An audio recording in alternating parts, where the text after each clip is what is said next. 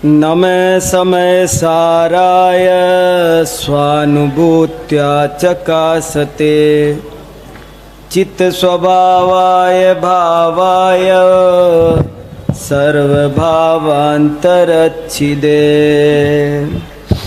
बोलिए देवादिदेव 1008 श्री आदिनाथ भगवान की जय हो।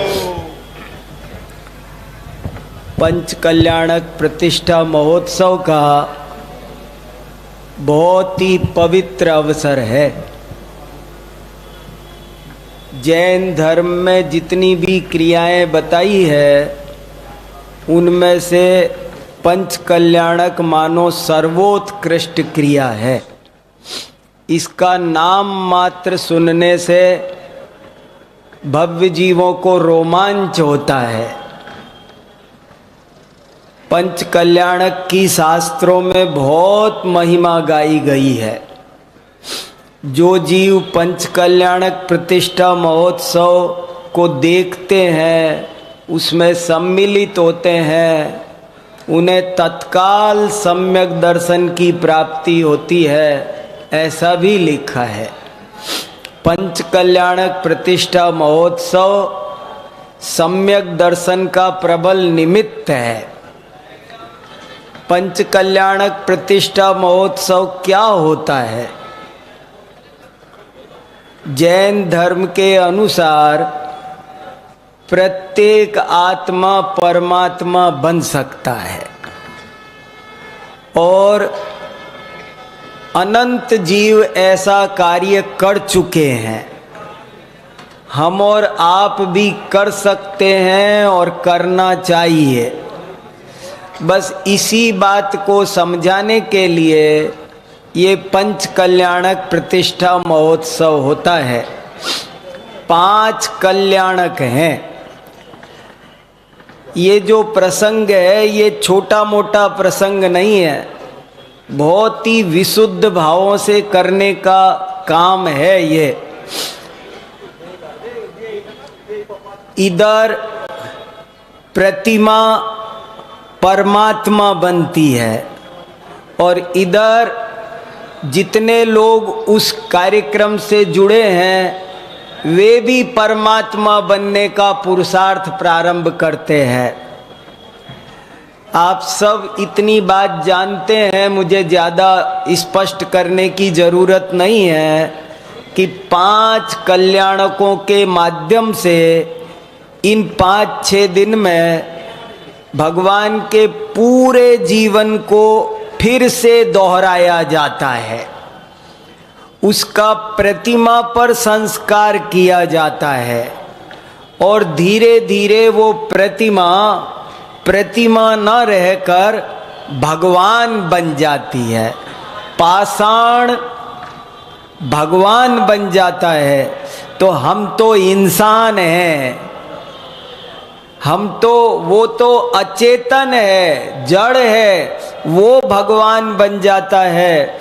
यदि कोई व्यक्ति पंच कल्याणक में मन लगाकर भाग ले तो वो भी भगवान बनने के मार्ग पर आगे बढ़ जाता है।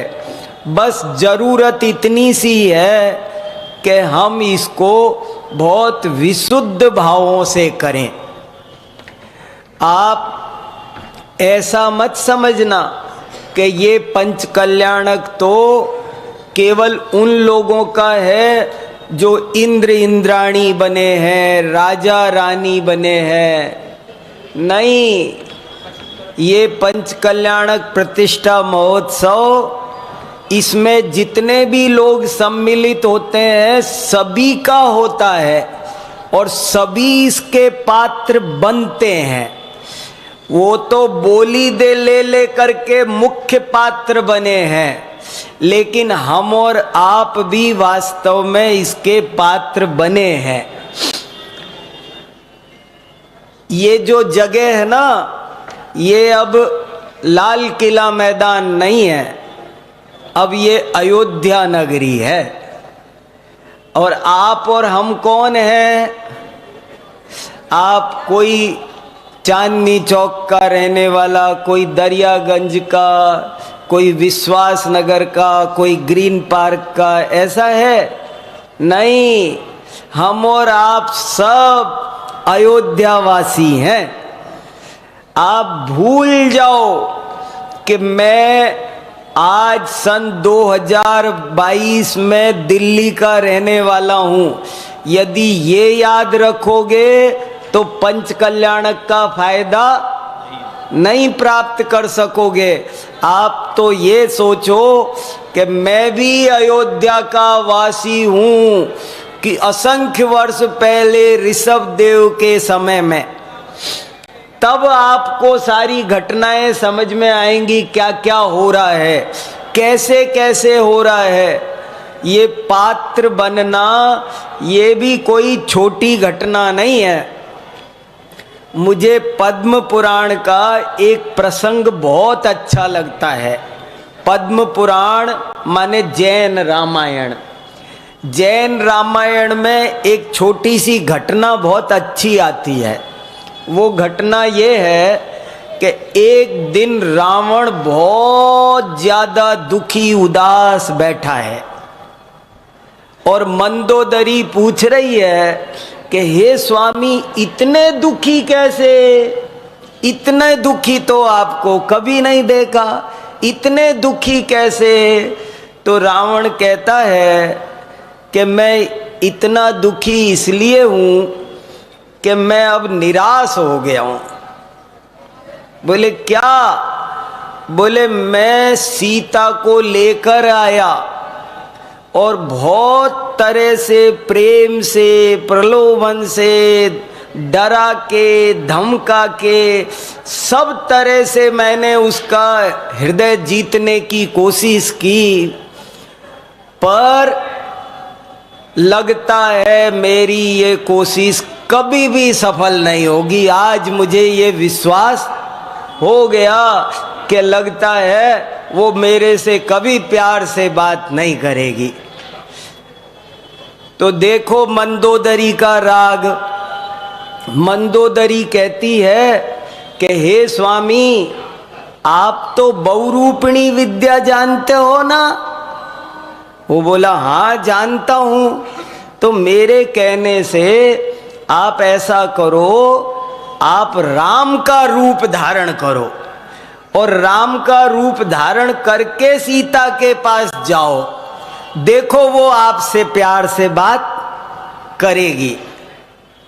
तब रावण कहता है मैंने वो भी उपाय करके देख लिया। तो बोले क्या हुआ फिर? आप राम का रूप धर के गए फिर भी आपसे उसने प्रेम से बात नहीं की? अरे बोले क्या बताऊं, जब मैं राम का रूप धारण करता हूं तो मेरे अंदर से पर स्त्री को पाने के भाव ही खत्म हो जाते हैं।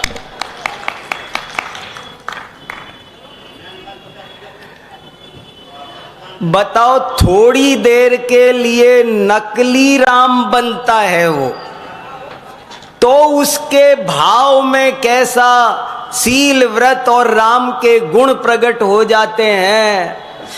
आप कल्पना करो हम नाभि राय बनते हैं, हम मरुदेवी बनते हैं, हम सौधर्म इंद्र बनते हैं, हम सची इंद्राणी बनते हैं, हम कुबेर बनते हैं, हम भरत बाहुबली बनते हैं, हम ब्राह्मी सुंदरी बनते हैं, हम पूरे अयोध्या की प्रजा बनते हैं। तो इस पंच कल्याणक में यदि हम ऐसा बनेंगे तो हमको हमारे भाव कितने विशुद्ध होंगे।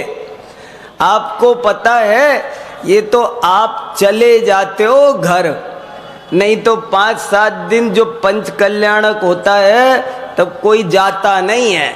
सबका यहाँ दिशा बंधन भी हो जाता है और उस पर फिर कोई असर नहीं होता। घर में कोई ऊंच नीच भी हो जाए ना, तो जिसने एक बार पंच कल्याणक का कंगन पहन लिया अब उस पर कोई असर नहीं होता। जो कुछ होता हो सो होता हो, क्योंकि अब मैं वीर सागर ही नहीं हूं, अब मेरे पे कहां से कोई दूसरी चीज का असर होगा।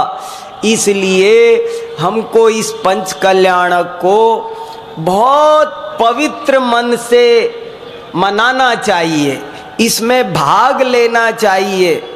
इसमें कोई मान का, कोई लोभ का जरा भी इच्छा नहीं करनी चाहिए। कोई हमें माला पहनाएगा, हमारा मान होगा, मान के लिए पात्र नहीं बनना है, न लोभ के लिए बनना है, न बनाना है। ये तो काम कसायों को मिटाने के लिए करना है, कसायों के बढ़ाने के लिए नहीं करना है। तो ऐसे इस कार्यक्रम में आज हम थोड़ी देर स्वाध्याय कर रहे हैं। जिनवाणी माता जो तीर्थंकरों की वाणी है, उसको मैं आपको सुनाता हूँ। क्या कहती है ये जिनवाणी माता? वो ये कहती है कि तुम शरीर नहीं हो, तुम आत्मा हो। ये जो पात्र हैं, ये सब पात्र ही हैं, ये तो सब नाटक है। लोकोयम नाट्यशाला, क्या चीज है ये दुनिया? ये तो नाट्यशाला है, ये नाटक है। और तुम इसमें ऐसे रहो जैसे पानी में कमल रहता है। अध्यात्म विद्या सीखो, जैन धर्म की, और बल्कि सही पूछो तो जैन धर्म की ही नहीं, पूरे भारतवर्ष की सर्वश्रेष्ठ विद्या है। मूल विद्या कोई है तो उसका नाम है अध्यात्म विद्या। अभी दिल्ली में ही बहुत बड़ी वर्ल्ड कॉन्फ्रेंस हुई है अध्यात्म विद्या पर। बड़े बड़े वैज्ञानिक इकट्ठे हुए और उन्होंने ये कहा कि यदि जीवों को सुख शांति चाहिए, यदि समाज में और विश्व में भी सुख शांति चाहिए, तो सबको अध्यात्म विद्या सीखनी चाहिए। अध्यात्म विद्या सीखेंगे तो हमारी सारी समस्याओं का समाधान होगा। उन्होंने ये निचोड़ निकाला। वो 2 दिन की 12-12 घंटे 24 घंटे कॉन्फ्रेंस चली और बड़े बड़े 40 वैज्ञानिक भी इकट्ठे हुए, दार्शनिक इकट्ठे हुए, सब धर्मों के धर्मगुरु इकट्ठे हुए, और सबने अंत में कंक्लूजन क्या दिया कि इस विश्व में इतनी समस्याएं हैं जितने आकाश में तारे भी नहीं होंगे। लेकिन उन सब समस्याओं का समाधान एक ही है, और वो ये है कि आप आध्यात्मिक बनो, अध्यात्म विद्या सीखो। आपको पता है हमारे देश का नाम भारत क्यों है? क्यों रखा हमारे बड़ों लोगों ने भारत नाम? यूं ही नहीं रख दिया, ऐसे आज की तरह कोई भी टुल्लू मुल्लू नाम नहीं रख देते। बड़े बड़े ज्ञानियों ने बहुत सोच समझ के हमारे देश का नाम रखा। क्या नाम? भारतवर्ष। हम भारतीय हैं। क्यों हैं हम भारतीय?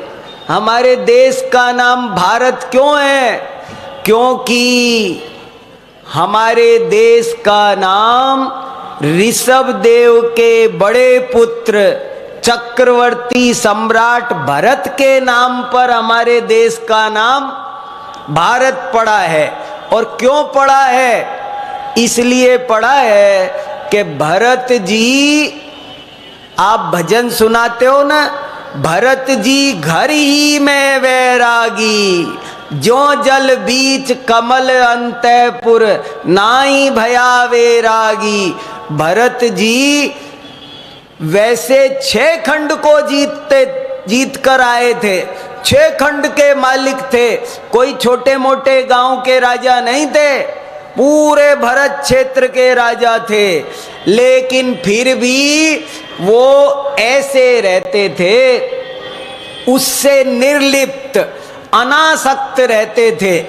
तो यही बात इस समय सार में समझाई है। जैन धर्म का सर्वश्रेष्ठ सबसे महान ग्रंथ है समय सार। समय सार माने, समय माने ये विश्व, ये संपूर्ण विश्व में सार क्या है? अपना शुद्धात्मा। आज तक हमने इस समय सार में कुंद कुंदाचार्य देव ने, अपन रोज बोलते हैं ना, मंगलम भगवान वीरो, मंगलम गौतमो गणी, मंगलम कुंद कुंदार्यो, जैन धर्मोस्तु मंगलम।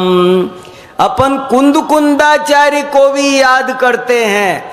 उन कुंद कुंदाचार्य ने आज से 2000 साल पहले जन जन की भाषा में, प्राकृत भाषा में ये समय सार लिखा, सबको समझ में आए, सरल है, सबके काम का है। और इसमें उन्होंने ये कहा, तुमने आज तक सबकी चिंता करी,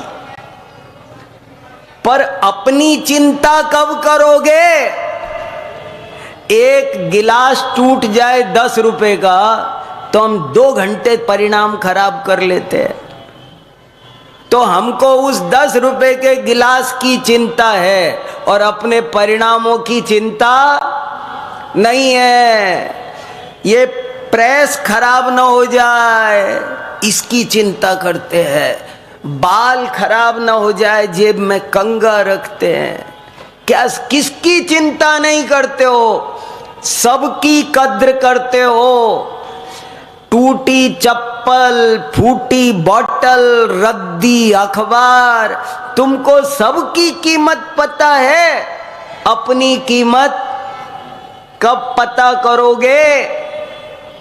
इसमें सबसे पहले शुरू में लिखा देखो क्या, एयत निश्चय गदो समो सौवत्थ सुंदरो लोगे, बंद कहाए यत्ते तेण विसंवादिनी होदी। गजब की बात लिखी है। इस विश्व में 3 लोक में सबसे सुंदर क्या है? 3 लोक में सबसे सुंदर अपना आत्मा है। बताओ क्या है सबसे ज्यादा मूल्यवान, सबसे ज्यादा कीमती क्या है? हम हर चीज की कद्र करते हैं, हर चीज की कीमत जानते हैं। जैन धर्म कहता है तुम तो अपनी महिमा जानो, अपनी कीमत जानो, अपना श्रद्धान करो, अपने में लीन हो जाओ, तुम भी भगवान बन जाओगे। ऐसी गजब की बात इसमें लिखी है और यही अध्यात्म विद्या है। मैं छोटा था ना, तब एक बच्चों की कविता याद कराई थी हमको स्कूल में।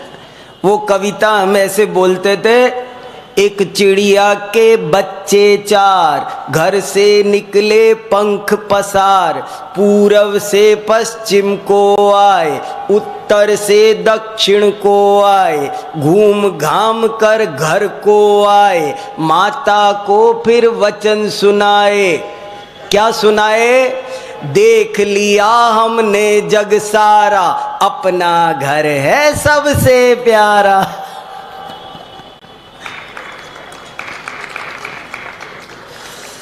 बहुत गंदी आदत पड़ी है हमको।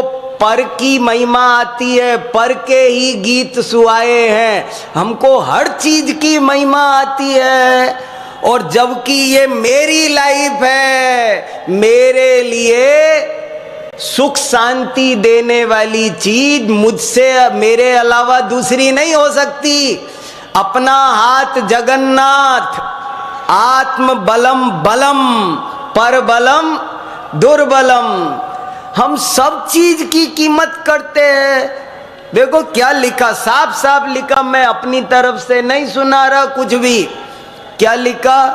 एयत्र निश्चय गदो समो सवत्थ सुंदरो लोगे। लोगे माने इस विश्व में, 3 लोक में, सवत्थ सुंदरो, 3 लोक में सबसे सुंदर क्या? बताओ। रोज जूते साफ करते हैं, स्कूटर, गाड़ी सब साफ करते हैं, और अपनी आत्मा वो मैली पड़ी है, उसको साफ नहीं करते। ये बताता है कि अपनी सफाई भी तो करो, अपने को तो संभालो। एक आदमी लंदन घूमने गया और वहां जाके उसने पूछा कि यहां पर देखने की बढ़िया से बढ़िया चीज क्या है, मैं घूमने आया हूं। तो किसी ने कहा कि तुम महारानी विक्टोरिया के म्यूजियम में जरूर जाना, वहां एक कोहिनूर हीरा है, वो कहीं नहीं देखने मिलेगा, वो जरूर देखने की चीज है, यहां आए हो तो देख के जाना जरूर। तो वो गया, उसने देखा कोहिनूर हीरा 105 ग्राम का दमकता हुआ, देखा, देख दाख के लौटा। तो पूछा किसी ने कैसा लगा, तो उसने कहा मेरे मन में एक प्रश्न है। बोले क्या प्रश्न है?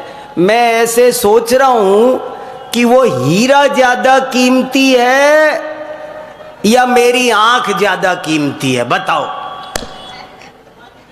आपको हीरे की महिमा आ रही है, हीरे की तारीफ कर रहे हो, कसीदे जड़ रहे हो घंटे भर से, पर ये बताओ हीरा ज्यादा कीमती है या ये आंखें ज्यादा कीमती है?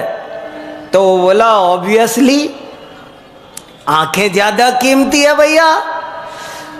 तो फिर और आगे बताओ, ये आंखें ज्यादा कीमती है या आंखों के माध्यम से जो ज्ञान देख रहा है वो कीमती है? आंखें तो मुर्दे के भी होती है, पर कीमती आंख भी नहीं है, आंखों से ज्यादा कीमती लोगों को हीरे की कीमत आती है। कोई मेरे से कहे कि ये हीरा आपको दे देते, जरा अपनी दोनों आंखें दे दो हमें, दे दूंगा क्या? कोई दे सकता है हीरे के बदले, कोहिनूर हीरे के बदले? अरे ऐसा कोहिनूर हीरा क्या करना, 1000 कोहिनूर हीरे हमारी आंखों पर न्योछावर है।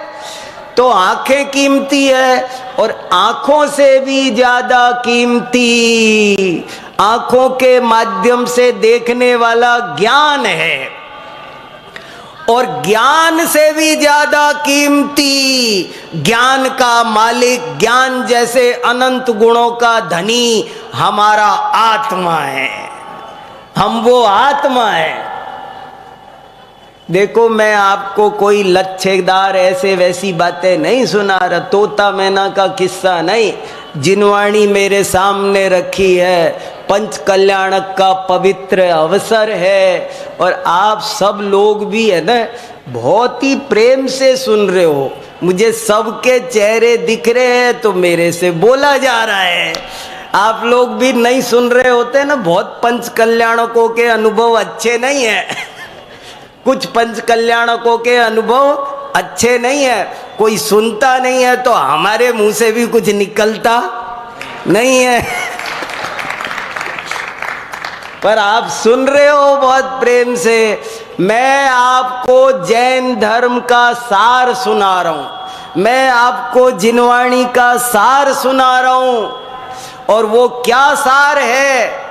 भगवान कुंदकुंदाचार्य देव कहते हैं, सुद परिचिदानुभूदा सव सविकाम भोग बंद कहा। प्राकृत की मीठी मीठी गाथाएं हैं, जिसको प्राकृत आती होगी ना उसको तो और भी ज्यादा आनंद आ रहा होगा। मैं तो मस्त हो रहा हूं। सुद परिचिदानुभूदा सव सविकाम भोग बंद कहा, एयत सुवलंबो नवरिण सुलहो विहतस। वो कहते हैं कि तुमको काम भोग बंद की कथा सुनाने वाले तो गली गली में मिलेंगे।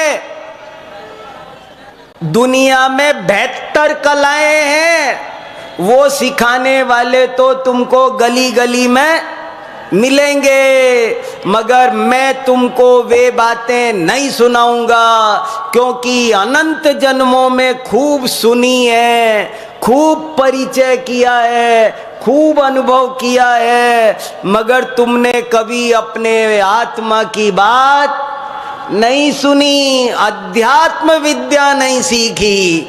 इसलिए ये ग्रंथ तो मैं तुमको सिर्फ और सिर्फ अध्यात्म विद्या सिखाने के लिए लिख रहा हूं।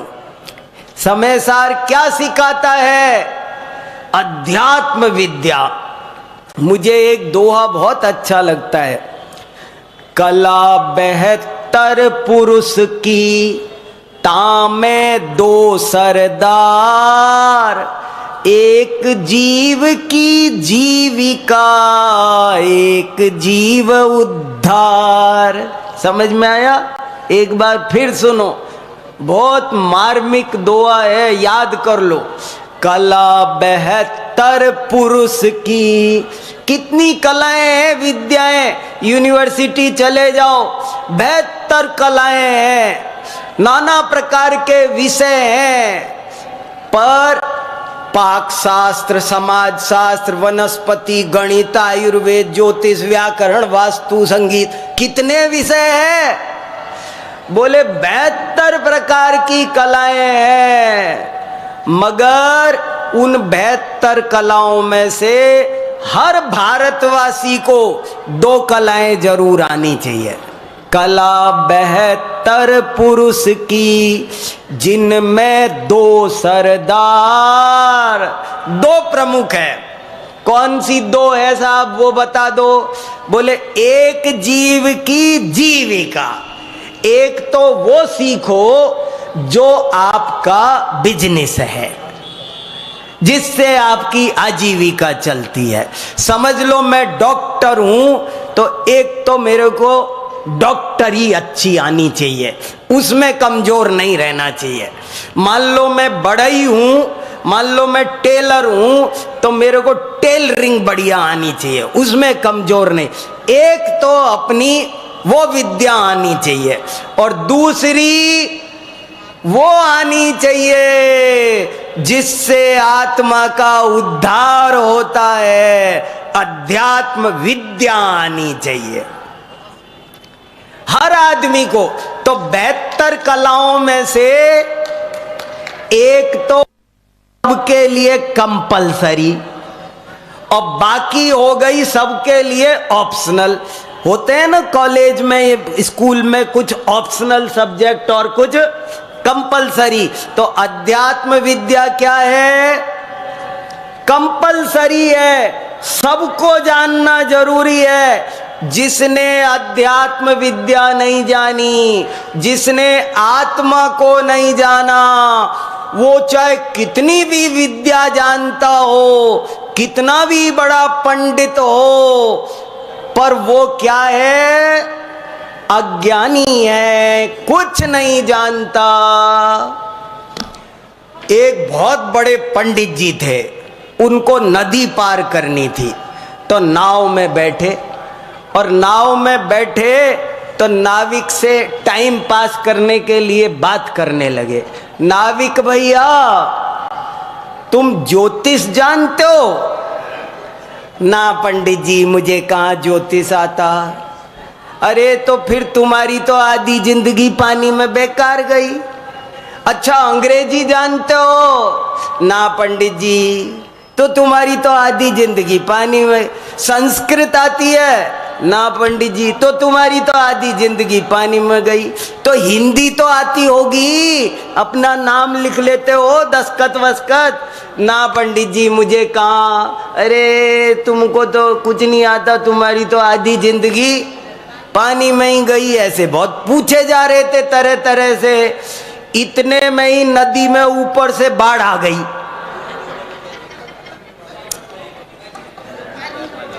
अब वो नाविक पूछता है कि पंडित जी तैरना आता है?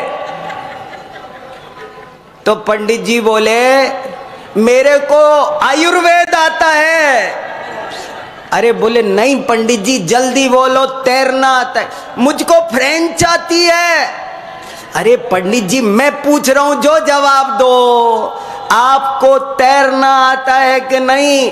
अरे मेरे को पाणिनि की अष्टाध्यायी कंठस्थ है, मैं व्याकरण जान। पंडित जी मैं पूछ रहा, जिसका जवाब दोगे कि नहीं? आप ये बताओ तैरना आता कि नहीं? बोले वही एक नहीं आता है। बस तो पंडित जी आज तो आपकी पूरी जिंदगी गई पानी में। कैमरा वाले भैया भी हंस रहे हैं, उनको भी आनंद आ रहा है। सभी लोग इतने खुश होके कैसे सुन रहे हो पंच कल्याणक में, क्या बात है? सब लोग धर्म की रुचि वाले हैं। देखो तो बहुत बढ़िया। देखो ये जैन धर्म का सार है। अध्यात्म विद्या सीखो, अपने को जानो। हमने सबको गिना, अपने को नहीं गिना। एक और कहानी है, I is always capital. I is always capital. ये मेरी लाइफ है, तो हमको किसी भी कीमत पर अपनी लाइफ से खिलवाड़ करना नहीं है। एक और छोटा सा दृष्टांत है, हमारे आचार्यों ने सैकड़ों दृष्टांत दिए हैं। ये दृष्टांत भी मेरे अपने घर के नहीं, जिनवाणी में से सुना रहा हूं मैं। 10 लोग घूमने गए। 10 लोग घूमने गए। रास्ते में नदी आई, नदी पार की। नदी पार करके वे 10 दोस्त अब गिनने लगे कि हम सब आ गए कि नहीं आ गए, कोई रह तो नहीं गया।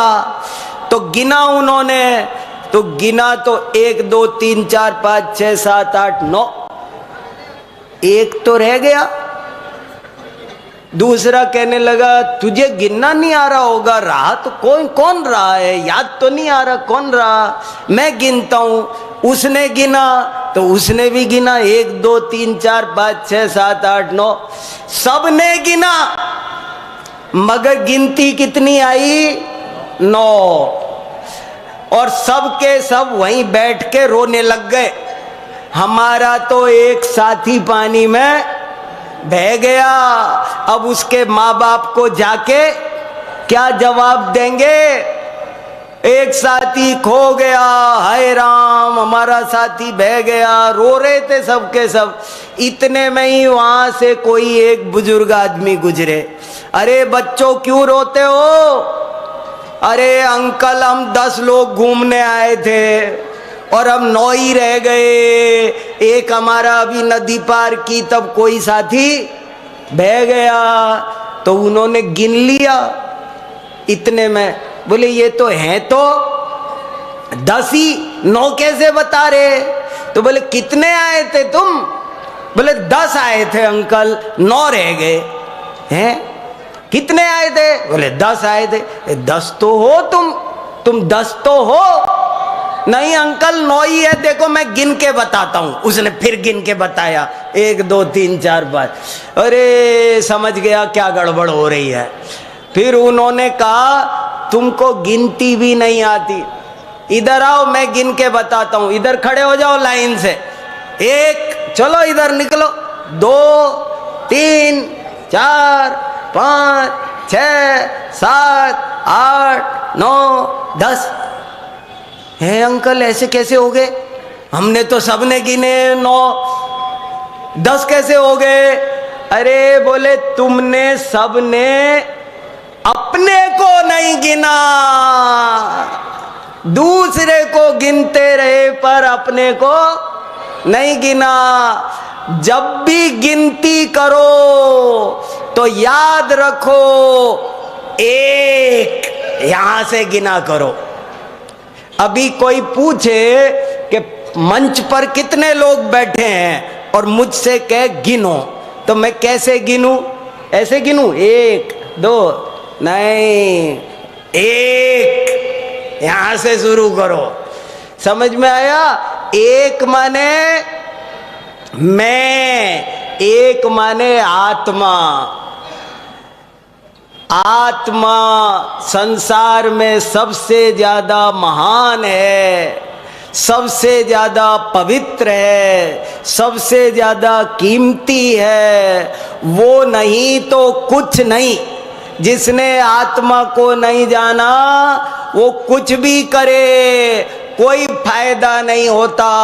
और आत्मा को जाने तो समझ लो, ऐसे उदाहरण दिया है शास्त्र में कि कोई आत्मा को ना जाने तो वो बोले जो भी करेगा ना वो खाली बिंदी बिंदी है बस।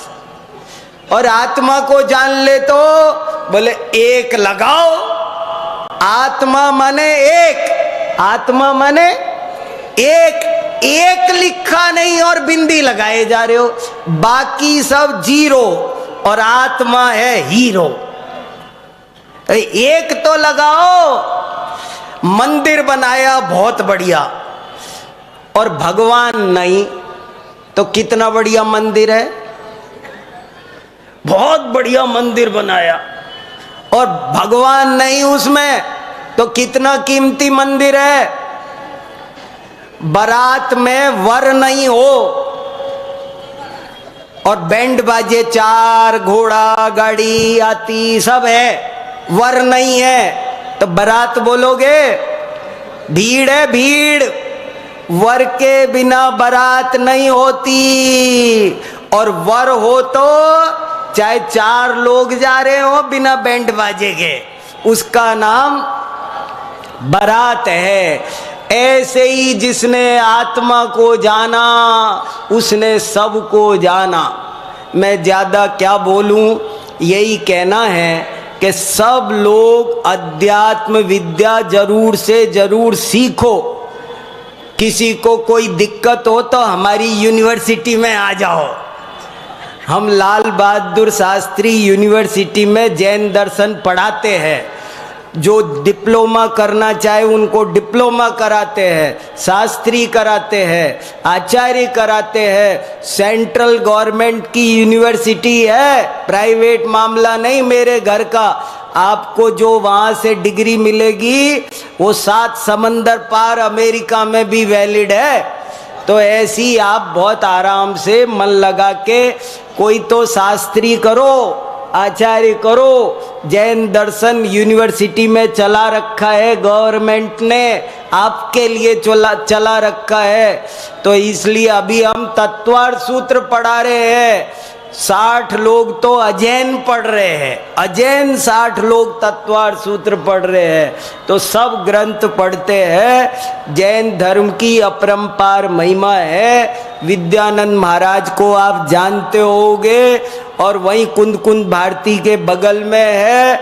और वही मुझे कहते थे कि तुम तो समय सार सुनाओ, सबको बताओ।